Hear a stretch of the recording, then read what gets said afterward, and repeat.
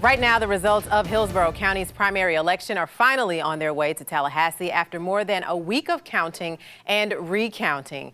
At around 11 this morning, the canvassing board certified those results. And for a week now, 10 Tampa Bay's Eric Lasser has been keeping a close eye on those numbers. This evening, he spoke with the county's supervisor of elections about the need for transparency in this process. Thank you all.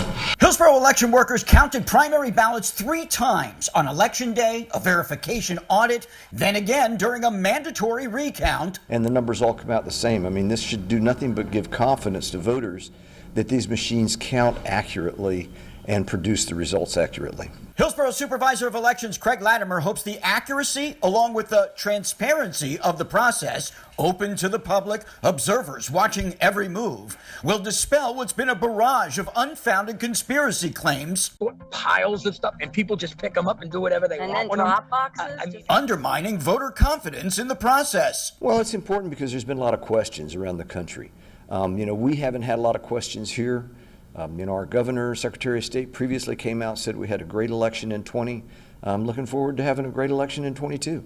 Even during the most recent election, Latimer declined to get into a debate with observers who raised questions about the machines, from calibration to conspiracies about logarithms that could somehow alter the outcome. What do they have to hide? Instead, what the canvassing board found was that time and time again, the voting machines were consistent and accurate. It's not like we counted them in the same machine.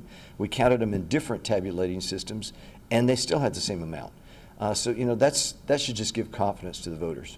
As for the voting machines used during the primary election, those will now be reset to 0 and stored under lock and key here at the Election Service Center in Tampa, under 24/7 video surveillance and an electronic key system limiting access to them. Again, security measures to instill confidence in the election equipment and process. In Tampa, Eric Lasser, 10 Tampa Bay. By state law, supervisors of elections are required to run a 20% sample of ballots through their machines in a recount to verify accuracy. But Hillsborough's election supervisor told Eric that they ran all of the ballots, 100% of them, through the machines again to address any questions or concerns.